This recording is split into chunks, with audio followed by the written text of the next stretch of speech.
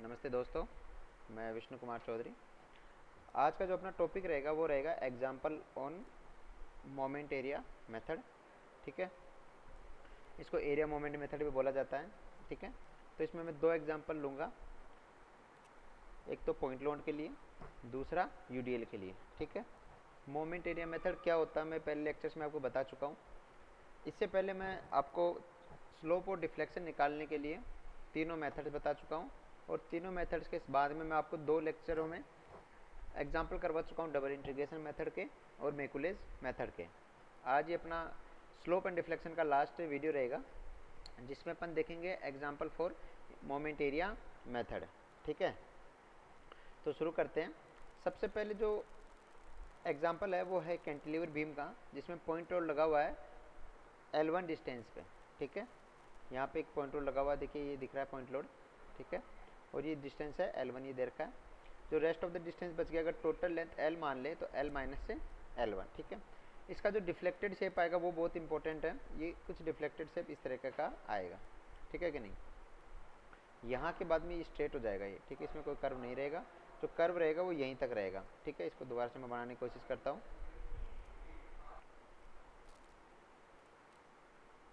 ये कुछ इस तरीके का होता है, ये स्ट्रेट रहेगा नीचे। मैं तो थोड़ा बना नहीं पा रहा हूँ इसको, लेकिन इसको समझिए कि तो यहाँ तो इसकी जो स्लोप और डिफ्लेक्शन रहेगा वो ज़ीरो रहेगा, फिर उसके बाद में थोड़ा सा डिफ्लेक्शन आएगा, और उसके बाद में ये स्ट्रेट रहेगा। ठीक है, अब जो बेंडिंग मोमेंट का डायग्राम होगा वो इस प्रकार से बनेगा।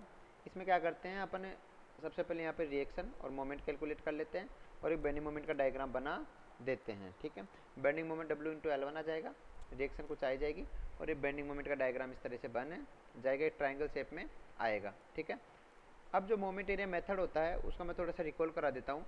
जो स्लोप होती है थीटा, उसका वैल्यू रहता है A अपॉन ई आई। ठीक है, A अपॉन ई आई। जो एरिया ई आई तो आपको पता ही क्या होता है, जो ए होता है एरिया, वो होता है बेंडिंग मोमेंट डायग्राम का area between the these two points. ठीक है, तो अगर अपन को जैसे मान लीजिए सी सेक्शन पे स्लोप एंड डिफ्लेक्शन निकालना है, इस केस में अपन ने मान लिया कि L1 डिस्टेंस में कोई सी बिंदु है, वहाँ पे अपन को स्लोप एंड डिफ्लेक्शन निकालना है। ठीक है, तो उस केस में क्या होगा, अपने पास में अपन को जो एरिया निकालना होगा वो C1, जो सी बिंदु, और किसी ऐसे बिंदु के रेफरेंस में जहाँ पे स्लोप का मान 0 हो, वहाँ पे निकाला जाता है। बेसिकली जो एरिया होता है वो, अगर मान लीजिए जैसे मैंने जो आपको बताया, तो उसमें था B/A, तो slope at B with respect to A था। तो उसमें क्या था, जो जैसे अगर मान लीजिए ऐसे कोई डिफ्लेक्टेड शेप रहता है, जैसे मान लीजिए यहाँ पे अपने टेंजेंट खींचा और अपने यहाँ पे टेंजेंट खींचा, तो ये जो थीटा आता है, deflection between the two tangents, वो होता है। ठीक है, तो ये एरिया हो गया बेंडिंग मोमेंट डायग्राम का। ठीक है, अब थोड़ा आगे चलते हैं, और जो डिफ्लेक्शन होता है डेल्टा, वो होता है area into centroid distance upon E I. ठीक है, तो जो एरिया तो अपन को पता है कौन सा हो गया, दो बिंदुओं के बीच का एरिया, जिसके बीच में अपन को डिफ्लेक्शन निकालना है, एक के रेफरेंस में दूसरे का डिफ्लेक्शन। और एक्स क्या हो गया, जिस बिंदु का डिफ्लेक्शन निकालना है वहाँ से सेंट्रोइड की दूरी। ठीक है, जिस बिंदु से डिफ्लेक्शन निकालना है वहाँ से सेंट्रोइड की दूरी उस बेंडिंग मोमेंट एरिया के लिए। ठीक है, तो थोड़ा आगे चलते हैं। इसमें जो एरिया है, इसमें जो एरिया है वो आ गया अपने पास में WL, और दूरी आ गई L1। तो जो टोटल एरिया है त्रिभुज का वो आ गया 1/2 इंटू L1 इंटू WL1। और इसका CG फ्रॉम द C, क्योंकि अपन को C से निकालना है, तो जो CG चाहिए होगा वो उनको C से चाहिए होगा। ठीक है, 2L1/3। अब अपने पास जो एरिया है वो A से लेके C के बीच का है। अब अपन जो रेफरेंस बिंदु ले लेंगे वो A ही ले लेंगे। A क्यों लेंगे, क्योंकि देखिए अपन को C का पूछा है इनिशियल पोजीशन से, और अपन को पता है जो A बिंदु वो फिक्स सपोर्ट है, तो वहाँ पे क्या होगा, स्लोप का वैल्यू भी 0 रहेगा और डिफ्लेक्शन का वैल्यू भी 0 रहेगा।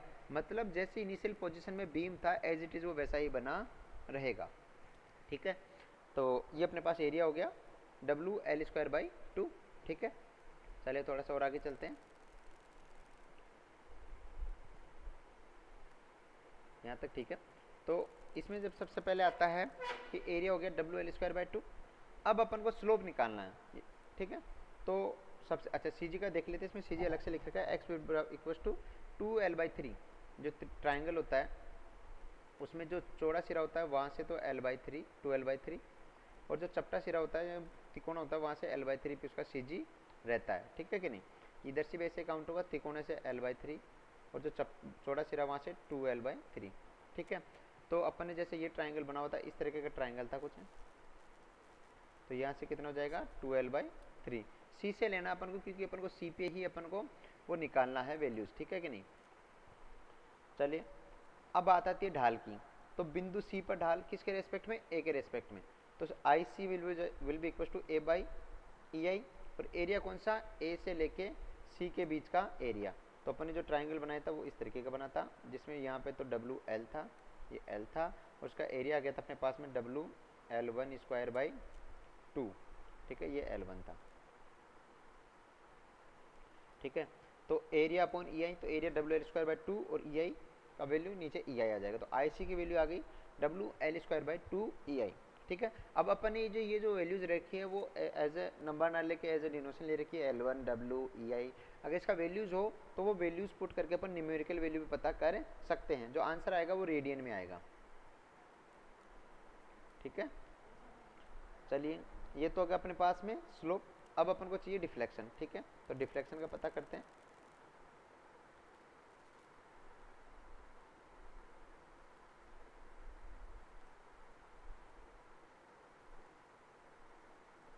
अब जो डिफ्लेक्शन होता है उसके लिए अपन को सी पर डिफ्लेक्शन चाहिए, ए के रेस्पेक्ट में, ए के रेस्पेक्ट में सी पर अपन को डिफ्लेक्शन चाहिए।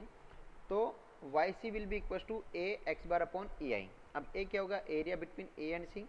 एक्स बार क्या हो गया, उस एरिया का सी से सी जी का डिस्टेंस। ई आई अपने पास होता है, ठीक है। ई आई क्या है, बीम की प्रॉपर्टी है, ठीक है। तो ए का वैल्यू रखेंगे WL1²/2, एक्स बार का वैल्यू रखेंगे 2L1/3, और ई आई मतलब ई आई। तो Y C will be equal to WL1³ upon 3 E I, ठीक है कि नहीं। अब देखिए एक बात नोट करने की है, जो I B will be equal to I C. अब ऐसे इसको स्टेप बाय स्टेप और करते हैं। तो Y C deflection at C will be equal to WL1³ upon 3 E I. अब अपन को दो चीज़ें पता चल गई, theta at I C, sorry theta at C and deflection at C. उसका वैल्यू था WL²/2 ई आई, और डिफ्लेक्शन का वैल्यू होगा WL1³ अपॉन 3 ई आई। अब ये पूछा है मैक्सिमम स्लोप के बारे में। तो जैसे मैंने आपको थोड़ी देर पहले बताया कि ऐसा अगर बीम था, ठीक है, अगर उसका डिफ्लेक्टेड शेप बनेगा तो वो ऐसा बनेगा, यहाँ से स्ट्रेट रहेगा, और जो लोडिंग थी उसके बाद में जो बीम रहेगा वो स्ट्रेट रहेगा, क्योंकि उस पर और कोई लोड नहीं लग रहा। तो जो जितना यहाँ पे स्लोप था उतना ही स्लोप यहाँ पे भी रहेगा। तो I B will be equal to I C, और जो मैक्सिमम स्लोप रहेगा वो रहेगा WL1²/2 ई आई। लेकिन बात आती है मैक्सिमम डिफ्लेक्शन की। तो इसमें क्या होगा, देखिए यहाँ पे एक ट्राइंगल बन जाएगा, ये स्ट्रेट रह जाएगा, जो थीटा का वैल्यू था वो रह जाएगा WL1² अपॉन 2 ई आई, ठीक है। और ये दूरी बच गई L-L1। तो थीटा इंटू L1 यहाँ पे अपने पास जो डेल्टा एक्स्ट्रा आएगा ड्यू टू स्लोप वो आ जाएगा, और इसमें उस डेल्टा या डेल्टा को जोड़ेंगे जो अपने पास यहाँ पे सी पे आ चुका है। तो टोटल अपने पास में जो मैक्सिमम डिफ्लेक्शन है वो आ जाएगा। तो जो अधिकतम विक्षेपण होगा बीम पे, विक्षेपण मतलब डिफ्लेक्शन, वो बी सेक्शन पे रहेगा, ठीक है। और उसके लिए बी सेक्शन के लिए Y B will be equal to A X C upon E I plus area upon E I, मतलब स्लोप इंटू L-L1। जब इसको कैलकुलेट करेंगे तो देखिए जो सी पे डिफ्लेक्शन था वो प्लस स्लोप इंटू लेंथ, ये अपने पास फॉर्मूला आएगा। तो WL1³ upon 3 E I plus WL1² upon 2 E I into L-L1, yes और नो। तो ये अपने पास में मैक्सिमम डिफ्लेक्शन आ गया।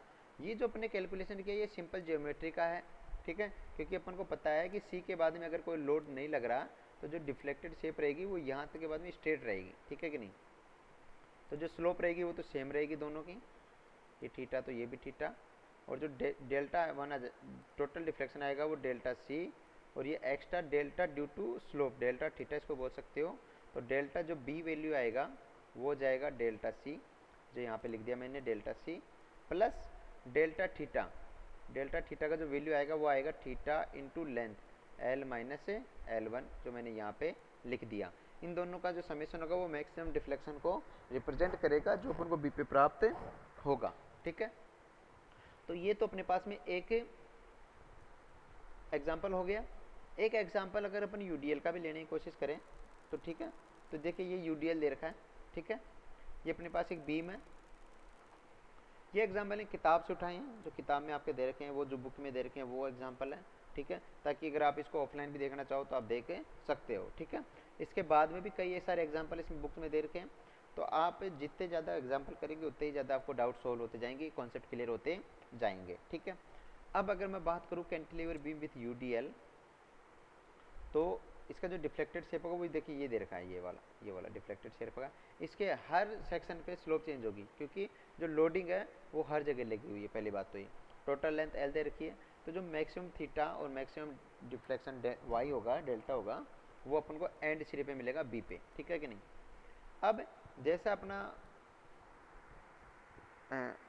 मेथड कहता है कि सबसे पहले अपन को अननोन ज्ञात करने, अननोन ज्ञात करने के बाद में अपन को बेंडिंग मोमेंट का डायग्राम बनाना है। ठीक है, तो इसमें जो बेंडिंग मोमेंट का डायग्राम है वो आ जाएगा WL²/2 ए बी और पी के बीच में। ठीक है, तो ये आ गया अपने पास में डायग्राम डिफ्लेक्शन का।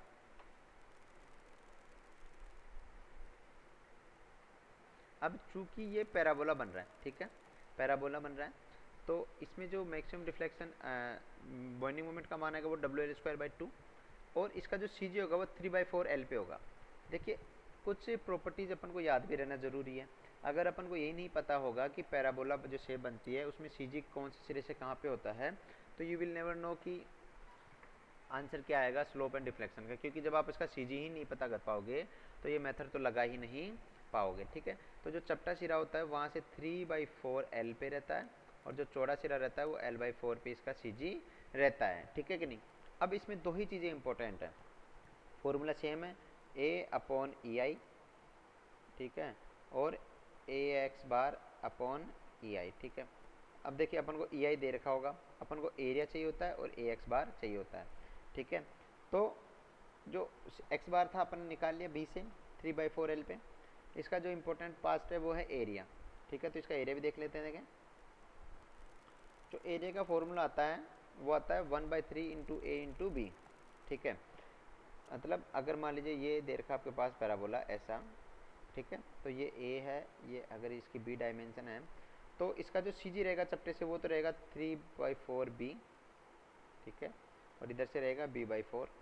एक तो ये हो गया। दूसरा जो इसका एरिया होता है वो रहता है 1/3 इंटू AB। ठीक है कि नहीं।